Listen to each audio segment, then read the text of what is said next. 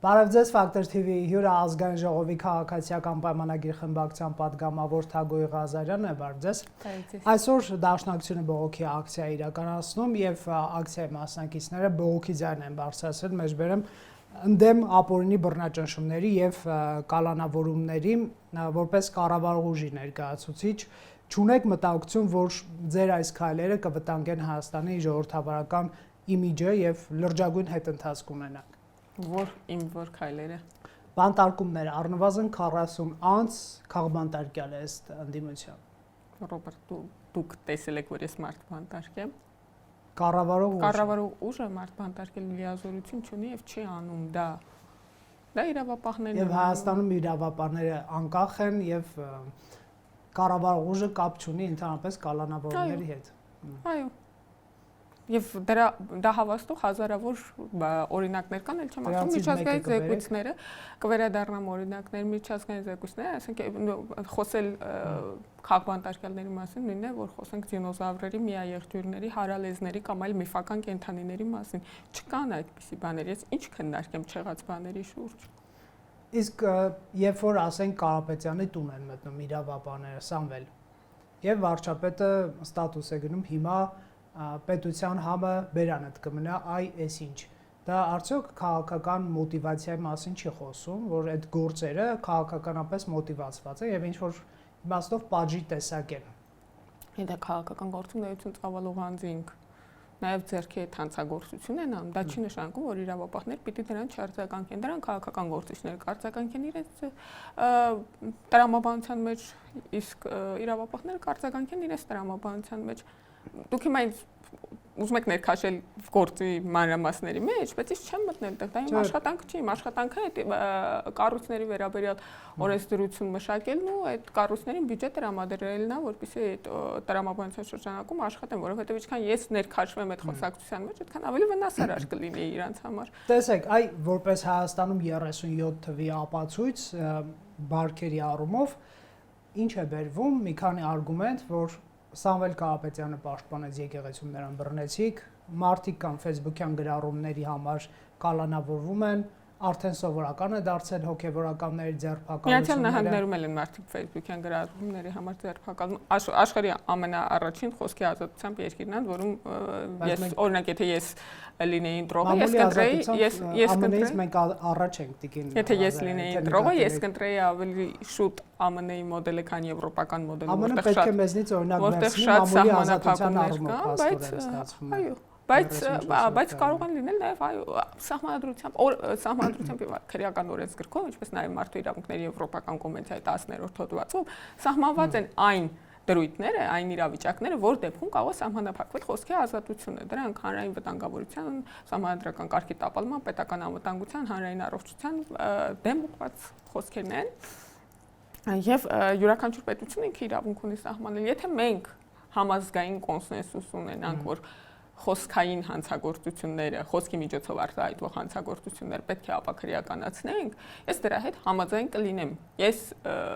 որպես մարդ անձնական դիրքորոշում ունենալով, ես դրա հետ իսկապես համաձայն կլինեմ։ Այլ հարց, որ բազմաթիվ մեր իրավապահ գործընկերներ, տարբեր համաշխարհային փորձ ուսումնասիրած մարդիկ ասում են, որ օրինակ ցեղասպանությունները սկսվել են խոսքային հանցագործություններից եւ դրանց կախման մեծ մասշտաբային հանցագործությունների կանխման լավագույն ձևը որևէ կերպ արձագանքելն է դրան, բայց եկեք արձանագրենք, Ռոբերտ, որ օրինակ ցեղասպանության հանցագործությունը արդարացնելը, որը Հայաստանի Հանրապետության քրեական օրենսգրքով սահմանված խախտում է, այսինքն քրեական պատիժ է ենթադրվում դրա համար, նույնպես խոսքային հանցագործություն է։ Ու ճաշակով մենք պետք է այդ խոսքային հանցագործությունների սահմանները ընդդիմության նախագծերը ինչու չեն ընդունում ցեղասպանության ժողտման որովհետև այդ հոդվածը կա արդեն քրեական օրենսգրքում։ Թե պատրաստում եք ժողտել ցեղասպանությունը։ Դրանց պատմություն սարքելը որովհետև այդ նախագիծը արդեն կա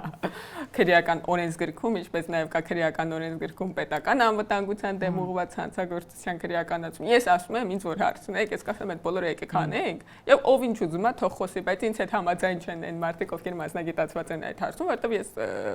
իսկապես անձնապես էլի այդքան լուրջ վտանգ չեմ զգում, ինչքան զգում են մարդիկ, դուք տեսել եք էլի մեզ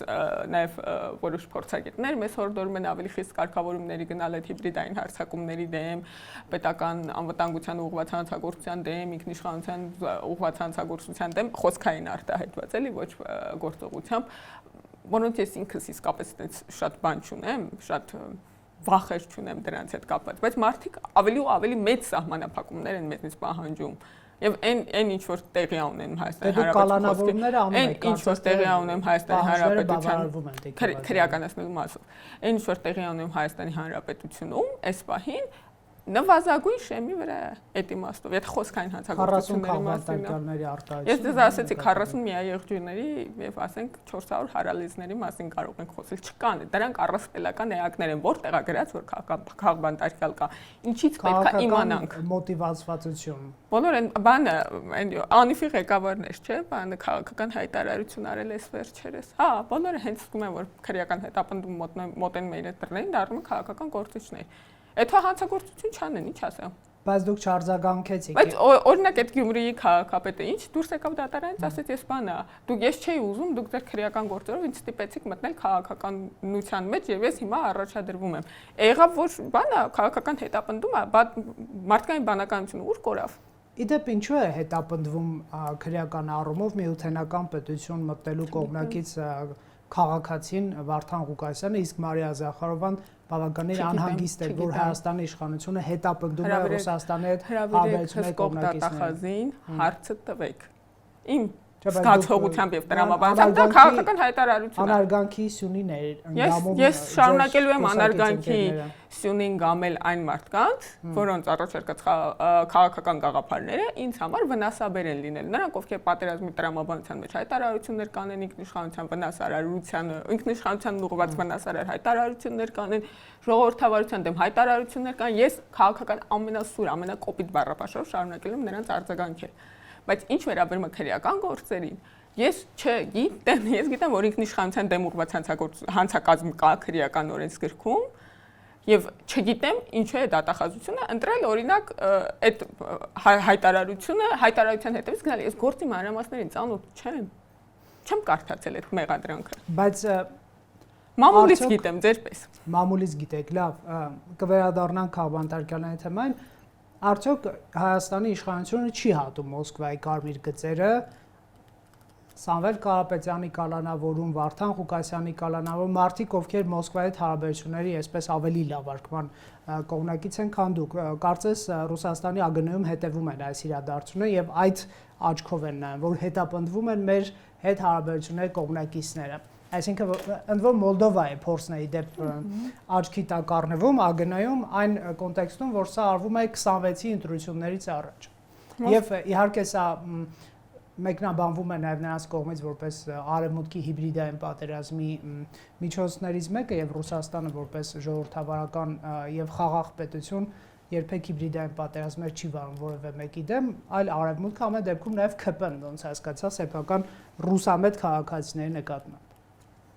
Ինչ վերաբերում է Մոսկվայի հետ հարաբերություններին, ուզում եմ նշել, որ դրանց առաջնագծում մեր կողմից, Հայաստանի կողմից գտնվում է բացի քաղաքական ղեկավարություններից այդ գործով զբաղվում են մեր կողմից պարոն Գուրգեն Արսենյանը, որ Ռուսաստան Հայաստանի դեսպանն է, ռուսական կողմից Կոպերկինը, որ Հայաստան Ռուսաստանի դեսպանն է, այլ ներկայացուցիչներ, եթե կան, որոնք պաշտոնապես զբաղվում են այդ գործով, հայտարարեն իմանանք։ Մնացած դերակատարները միջպետական կառույցներում իրար հետ աշխատելը, միասին համատեղ հռչակագրերի եւ պայմանագրերի շուրջ իրար հետ աշխատող մարդիկ բոլորիս հայտնի են։ Գիտենք կա թիրախավորել, այսպես ասենք, Ռուսաստանի շահեր ներկայացնող անձանց։ Այդ ձեր ասած մարդիկ Ռուսաստանի շահերը ոչ թե ներկայացնում, այլ Ռուսաստանի վարկաբեկում են Հայաստան քաղաքացիների աչքում։ Ոնց։ Հենց այդպես իրենց հետ ասոցացնելով, երբ որ մարդիկ տեսնում են ու կա այդպեսի կանխավարկած, որ իբրև թե Ռուսաստանն է նրանց միջոցով փորձում ազդեցություն գործել Հայաստանում, ասենք եթե մարդիկ նայում են ու մտածում են, որ Ռուսաստանը, ասենք չգիտեմ, Վարդան Ղուկասյանի միջոցով ազդեցություն է փորձում գործել Հայաստան, բարձ չի, որ Ռուսաստանը վարկաբեկվում է, ասենք կայծակնային արագությամբ մարդկանց աչքում։ Եվ ես չեմ էլ կարծում էլի, որ այդպիսի վարկաբեկված գործիչների, այսինքն այնպիսի գործիչների, ինչպիսին օրինակ, չգիտեմ, Սերժ Սարգսյանն ու Ռոբերտ Քոչարյանն են իրենց շրջապատով, բան Ռուսաստանին շահավետ է, որ իրենց հետ ասոցացվել։ Իսկ Սամվել Կարապետյանի մասով ինչ կասեք, նրան դուք ընկալում եք ռուսաստանցի գործարար է, իր կյանքը, իր կապիտալը Ռուսաստանում է, իդեպ եթե չեմ սխալվում Ռուսաստանում նրա դեմ հարկային թեմաներով գործ կա հարուցված, ինչը նշանակում է, որ այդ մարդու կապիտալը արկախված վիճակում է, հա, այդ ռիսկի ներքո եւ հետեւաբար իր զբաղվելը որևէ այլ երկրում քաղաքականությամբ, այդ թվում եւ Հայաստանում քաղաքականությամբ զբաղվելը կարող է նրա նկատմամբ լծակների միջոց դառնալ Ռուսաստանի պես այսօր պետության կողմից այդ պետության նկատմամբ։ Նկատի ունեք, քան որ կապիտալ է այնտեղ է, դա շահարկելով փորձեն։ Հիմա եթե չեմ սխալվում, հարկային թեմայով նրա նկատմամբ գործ կա հարուցված, ինչ որ բանի հարկային չարաշահումների թեմայով։ Սա կարող եք ստուգել, էլի, նաև հետաքրքիր նյութ կլինի բանի ամբողջականության մեջ։ Հիմա եթե այդ գործը կա, օդի մեջ կախված, առաջ չի շարժվում։ Պարզ չի, որ այդ մարդու ցանկացած գործունեություն, ցանկացած երկրում այս պետության ձեռքում կարող լծակ լինի։ Այն մյուս պետության նկատմամբ քաղաքական գործունեություն, ոչ թե բարեգործական կամ բիզնես գործունեություն։ Հետևաբար մենք Հայաստանի քաղաքացիներս պետք է այդ վտանգը զգանք այդ մարդու քաղաքական ակտիվությունից։ Ես կարծում եմ, որ այո, պետք է մենք այդ վտանգը զգանք, որովհետև իր կենսական շահերը փոխկապակցված չեն Հայաստանի հետ։ Հայաստանի Հանրապետությունում քաղաքականությամբ պետք է զբաղվեն միայն այն մարդիկ, որոնց կենսական շահերը փոխկապակցված են Հայաստանի հետ։ Ընդ որում, դա նաև սահմանադիրն է որոշել այդպես, հա, սահմանադրությամբ որևէ մարդ, ով որ ունի նույնիսկ երկքաղաքացիություն, չի կարող դառնալ պատգամավոր կամ վարչապետ։ Բայց ինքը ոնց որ չի մտադիր դառնալ վարչապետ, այլ իր եղբոր որդին կամ իրենց վարչապետի թեկնածուն, ով որ կլինի 26-ը։ Դե առավել եւս այս դեպքում, մանավանդ երբ որ ինքը ներկայացվում է, այսինքն մի կողմից ստվերային, մյուս կողմից հրապարակային է, հա, որ ինքը ստվերային առաջնորդն է լինելու քաղաքական թիմի։ Գաղափարական։ Եվ Հայաստանի եւ կուսակցության։ Գաղափարական առաջնորդության համար մի քիչ գաղափարներ են պետք, բայց այդ չի էլի հիմնական թեման։ Այսինքն եթե տրամաբանությունն է, որ որոշումները այդ քաղաքական ուժի համար կայացնելու այն մարդը ախր այդ սահմանափակումը դրված է, որ որոշումները կայացվեն Հայաստանում կենսական շահեր ունեցող մարդիկ, չէ, ոչ թե որ ֆորմալ առումով պահպանենք այդ ծխածածկույթը, էլի, եւ ստեղ իսկապես վտանգավորություն կա եւ ես կարծում եմ այդ գնահատականին կարժանանան։ Իսկ որ նա բարերար է եւ մեծ բարերարություններ արել Հայաստանում, իրավունք չի տալիս հավակնել կառավարմանը Հայաստան, եթե նույնիսկ ոչ ուղղակի, այսպես ոչ շատ շնորհակալ ենք իր բարերարությունների համար, ինչպես նաև այն բանի համար, որ ինքը այդպես մեծ բիզնես միջավայր է ստեղծել Հայաստանի Հանրապետությունում եւ ինչ որ առումով խթան է եղել, հա, բիզնես գործունեության։ Չնայած առերևույթ բանի հայտարարություններից, իր եղբոր որդու հայտարարություններից կարող էին ավելի շատ ներդրումներ անել, ուղղակի ոտները կախեն գցել եւ սպասել, չգիտեմ ինչին։ Շատ շնորհակալ ենք, որ քաղաքականության հետ ինչ կապ ունի։ Քորյանն էլ բարերար եղել եկել է Հայաստանի վարչապետ պաշտոնի հավակնել Հայաստանում։ Այսինքն լավ տեսել եք էլի բարերարներ այս աշխարհում։ Ով է եկել մտել բանի, որոշել, որ նաև քիչ բանը բարեգործություն է արել, եթե ասենք դպրոցականների համար պայուսակներ արել, ուրեմն ինքը կարա նաև լինի վարչապետ եւ բանանի քաղաքական որոշումներ կայացնի այս պետության ճակատագրի համար։ Բայց այն ժամանակ այդպիսի որոշումներ չի կայացել, այն 14, 15, 13 թվերին հիշեք ԲՀԿ-ի քարյակ դաշինքը այսպես կոչված կային օդում կախված լուրեր, որ պարոն Կարապետյանն է միջնորդել, որ Ծառուկյանն ու Սերժ Սարգսյանը բարիշ են, ինչ որ այդպիսի լուրեր են պատտվում, որ հավաք է տեղի ունեցել, այսինքն եթե դա հիմք ընդունենք եւ համարենք որպես ճշմարտություն, ես չեմ պնդում, նա վաղուց է Հայաստանի ներքին քաղաքականությունը ինչ որ շատ լավ օրինակ եք բերում Ծառուկյանի ու Սամվել Կարապետյանի տարբերությունը Ծառուկյանն էլ ունի չէ հիմնադրամ, որով բարեգործություններ է անում, ի թիվս ոնց որ այն բիզնեսներ չհաշված, ստեղել բարեգործություններ է անում, չնայած պետք է այլ մի քիչ էլ մտածել երևի այդ բարեգործության ինստիտուտի եւ մեխանիզմների մասին, բայց սա խոսակցության այլ առիթ է, բայց Ծառուկյանն ունի Հայաստանի քաղաքացիություն եւ միայն չնայած մնացած բոլոր վերապահումներին նրա նկատմամբ Հայաստանի Հանրապետության սահմանադրությունը լիազորել է այդ մարդուն զբաղվել քաղաքականությամբ Հայաստանում եւ չի կարելի էլի բարեգործություն սարքել բան հակասահմանադրական արարք գործելու հիմք տրամաբանական չի։ Տեսեք, իսկ դուք հնարավոր է կամ չգիտեմ, պետական կառույցներ, քան որ դուք նաև ընտրական օրենսգրքի մշակումն հաջող այնպես անդրադառնում եք, ներգրավում եք, այս քաղաքական շարժումը չգրանցվի։ Քաղաքական շարժումները չեն գրանցվում, իհարկե գրանցվում են կուսակցություններն են գրանցվում, բայց ես կարծում եմ շատ ավելի նպատակահարմար կլինի իմ տրամաբանական դատողությունն է, որպես կուսակցությունների մասին օրենքին գրեթե ակադեմիական մակարդակով հետազոտած տարբեր երկրների փորձեր եւ Հայաստանում տիրապետող մարդու, ով նաեւ աշխատել է այդ նախագծի վրա, իմ անձնական դիտարկումն է, որ շատ ավելի շահավետ կլինի պետության դիտանկյունից, եթե ցանկացած քաղաքական շարժում, ով ներկայում որպես շարժում գրանցվի որպես կուսակցություն, որովհետև կուսակցությունների վերահսկողության մեխանիզմները, թափանցիկությունը, հաշվետվողականությունը, աուդիտ անցկացնելու պարտադիրությունը, ֆինանսական շարժերը ամբողջովին տեսանելի դարձնել շատ ավելի լավ վիճակում են։ Ասեմ ավելին, ես շատ կուզենամ, որ օրինակ Ռոբերտ Քոչարյանի աջակիցները նույնպես գրանցվեն որպես կուսակցություն, այսինքն ՌՔԱ կուսակցությունով երևի թե Ռոբերտ Քոչարյանի աջակիցներ թող լինի էլի որ ոնց որ տենց իրենց բանն են անում հայտարարագրում են նաև բանները եթե համարենք մերձ գործիչ եւ ես կողմ կլինեմ նաև եթե հոգեվորականները որոնք զբաղվում են քաղաքական գործունեությամբ այդպես համախմբեն դառնան կուսակցություն եւ թող աննել դնեն մայրաթոռ եթե իրենց շատ դուր գալիս այդ գրավիչա թվում է տանուն դա ոնց որ արգելք չկա չնայած չասոցացվելու արգելք կա մի ուրիշ բան թող դնեն անունը շատ մոտիկ տենց հոգեվոր անուն դնեն եւ կուսակցական գործունեությամբ զբաղվեն համ կհայտարարագրվեն բոլոր ղեկավար մարմնի բոլոր անդամները կտեսնեն իրենց ունեցվածքը քաղաքացիները կտեսնեն իրենց ունեցվածքը ինչպես տեսնում են մեր եւ մնացած ՀՀԿ-ի դաշնակցության հանրապետության հանրապետության մնացած կուսակցությունների ղեկավար մարմինների հայտարարագրերն են կարող տեսնել համ շարժերը կտեսնեն համ վերևից սահմանափակումներ կլինեն այսինքն միջև ինչ չափով գումար կարող են ծախսել համ աուդիտ կկարողանան անել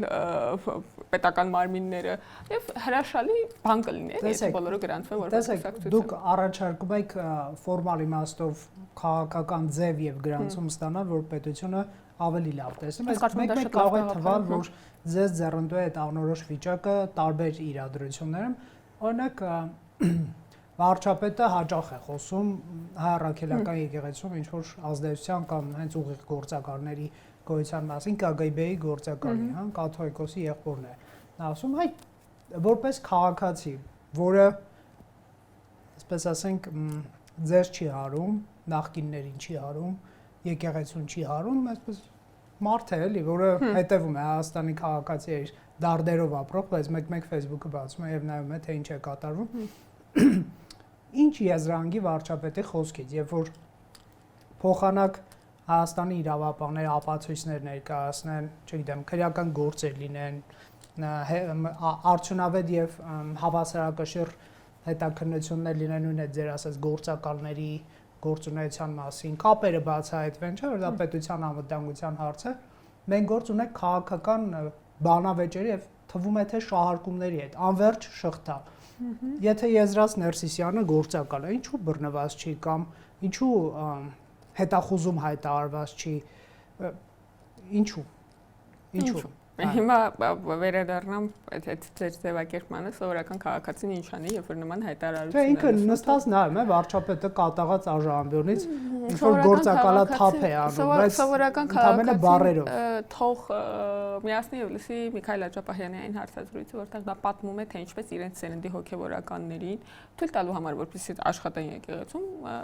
ԿԳԲ-ում վերապատրաստումների էին տանում։ Եվ ինքը ասում է մենք դարձնում էինք հավատացյալ այդ ԿԳԲ-ի աշխատողներին, ոչ թե իրանք մեզ գործակալ, բայց պատմում է այդ պատմությունը, չէ՞։ Գիտեք, այդ քաղաքացին կարող է եւ ձեզ չհավատալ, եւ Միքայել Աջապահյանը։ Այսինքն չհավատա, որ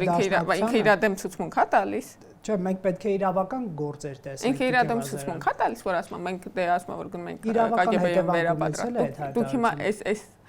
հետաքննություն անեիք։ Այսինքն խորհրդային միության ժամանակ դա ընթացակարգ է եղել, Ռոբերտ։ Ոնց կարելի է խորհրդային միության փաստաթղթեր ներկայացնել։ Այո, խորհրդային միության ժամանակ կրոնական հարցերով վարչություն ա եղել, որը զբաղվել է թե Հայաստանի ծառայական եկեղեցով, թե մնացած բոլոր կրոնական կազմակերպություններով, որոնք քաղաքականությունը դարձնեք ապացուցողական, ոչ թե մեկնաբանական։ Ամբողջ այդ բանը վարչարարության մի զգալի մասը հրապարակային կամ առնվազն արխիվներում կան այդ վարչությունը աշխատել է եւ դա ոչ թե եղել է թաքուն աշխատանք։ Այդ բան անենք էլի, չձևացնենք թե կոնսպիրատիվ բան կա, որ KGB-ում եղել է կրոնական կազմակերպությունների հետ աշխատող վարչություն, դա հրապարակային է եղել։ Թաքուն չի եղել այդ վարչությունը, ծածկված չի եղել եւ հրապարակային է եղել, որ բոլոր հոգեվորականները, այդ թվում եւ Հայաստանից պետք է գնան այնտեղ վերապատրաստման, որպեսզի իրենց թույլ տան վերադառնալ Հայաստանում աշխատել։ Խորհրդային միության ժամանակ դա եղել է, բայց ասենք վերադառնալ եւ ասել խորհրդային միության ժամանակվա բանի իրավական ընթացակարգերով այնքան որքան հնարավոր էր այդ երկրում ունենալ իրավական ընթացակարգերով անցած քաղաքացիների նկատմամբ Հայաստան պետք է դատեր լինեն, տրամաբանական չի։ Դա քաղաքական գնահատական է։ Գոնե ամեն մեկի մասով մենք երբեք լյուստրացիա չենք խոստացել եւ հիմա ես հիմա ես գործականներ մնաց պետական բարմիններ։ Հիմա որ բացվեց եզրասի գործակալը ինչ է լինել դրանից։ Ասենք եղավ բան,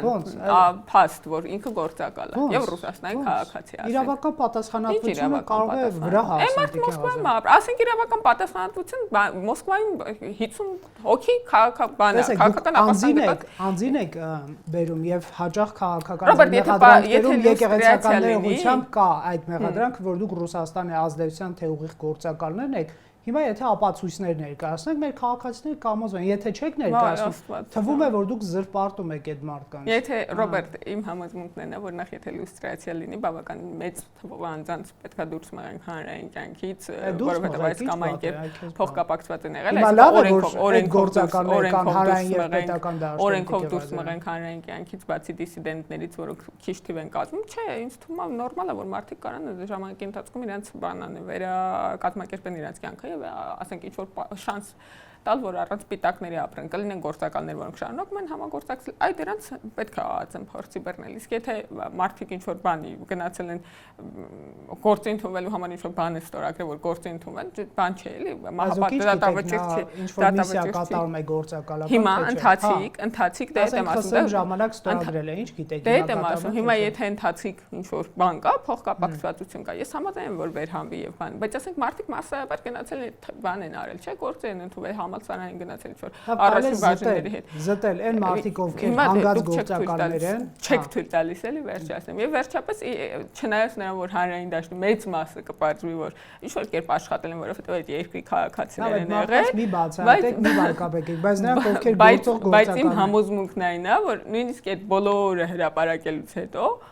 միևնույն է մարդկանց վերաբերմունքը առանձնապես չի փոխվել, ասես թող մարդիկ իմանան, ասում եմ ոչինչ որ դուք ձեր բանը էլի վերապահում ինչ էր, ոչինչ որ դուք չեք կարող գնալ խորհրդային միության ընթացքում տեղի ունեցած իրավական գործընթացներին գնահատական տալ եւ ձերբակալել այն ժամանակվա գործակալ եղած մարդկանց։ Թող մարդիկ իմանան։ Ես հավատացնում եմ, որ մարդիկ իմանան բան չի փոխվել։ Տեսեք, օրինակ տվյալ անձը, որ բացահայտում է, որ գործակալ է, ենթադրենք վաղը մյուս օրը երես չի ունենա առնվազն օրինակ քաղաքապետ առաջադրվել եւ միութենական պետության երես չի ունենա քաղաքապետ առաջադրվել։ Լավ, մարդիկ կիմանա, որ գործակալի են ընտրվում։ Եվ այսինքն չգիտեն, հա։ Չեն ընտրի քաղաքապետ։ Այսինքն չգիտեն, չեն ընտրի վարչապետ։ Չգիտեն, հա։ Չէ, չգիտեն։ Բայց ասում, եթե ապացույցներ ներկայացնեն ազգային ծառայողի բարձրաստիճան պաշտոնյայի բանկա վկայություն կա այն մասին, թե ինչպես են իրանք բոլոր դաշնակցականներին ոնց թույլ են տվել գալ Հայաստան եւ գործունեություն ծավալել, բան դարձրել իրանք գործակալական ցանցի մաս, այդ թվում եւ դրսի գաղութներում ունեցել են իրանք գործակալները, որպեսզի այդ տարբեր երկրներում ռուսական ազդեցություն տարածեն։ Վկայություն կա, բառացի կարող եմ մեջբերել, եթե կարիքը լինի։ Մարդիկ գիտեն 1000 անգամ են Վահագն Ալեքսանյանը եւ Ռուբեն Ռուբինյանը ամբիոնից կարդացել են այդ վկայությունը,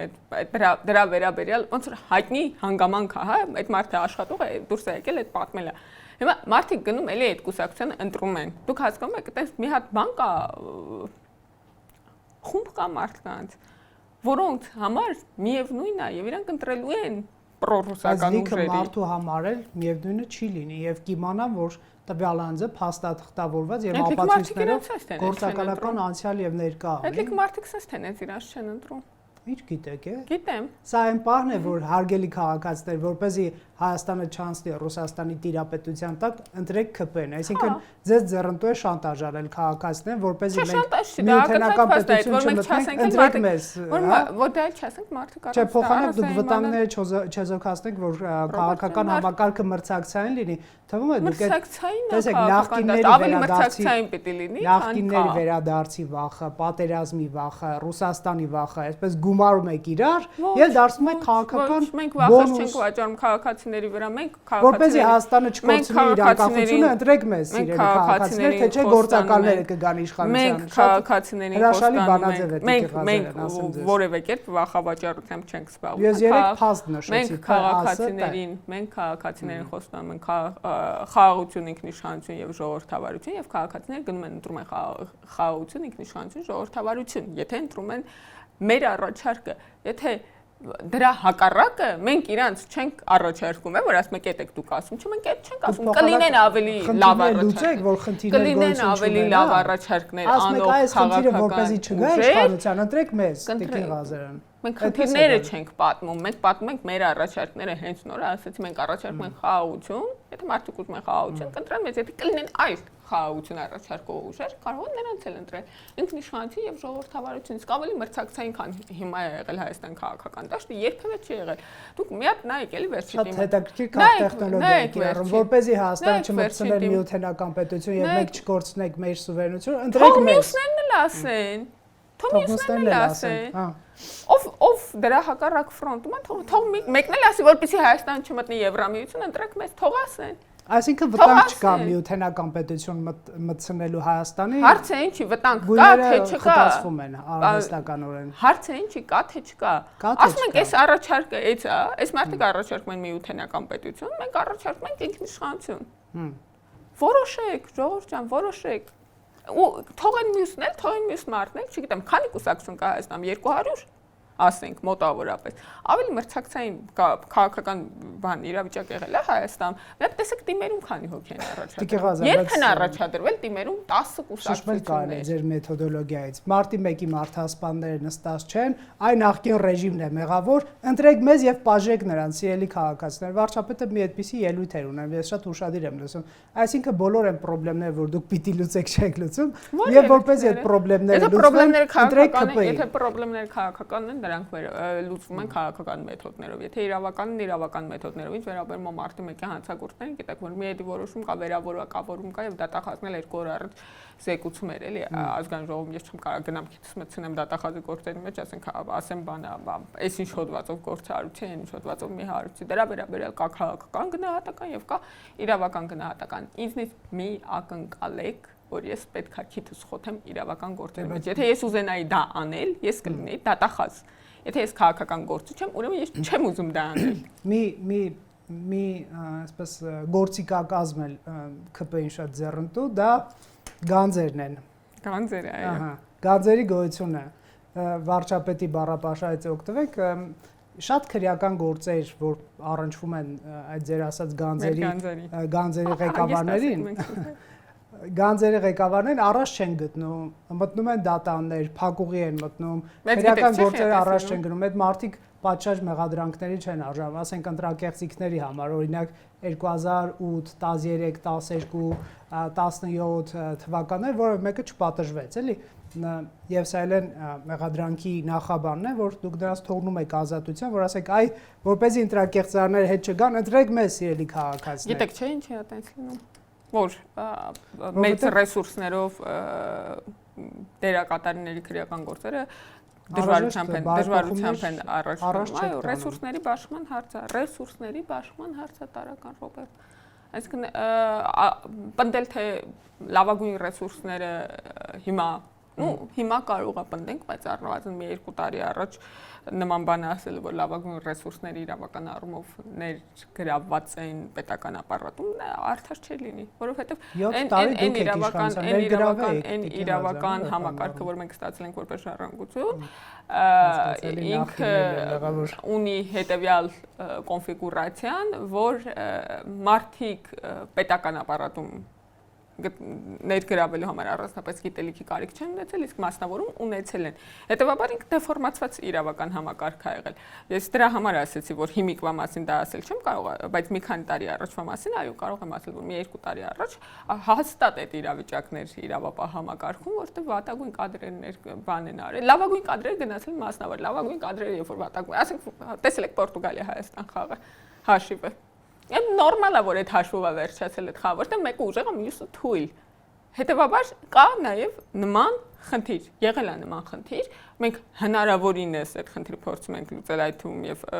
գրավիչ դարձնելով այդ աշխատանքները, ոչ միայն մնացած ինստիտուցիոնալ բարեփոխումներով, բայց ակնկալել որ մի օրում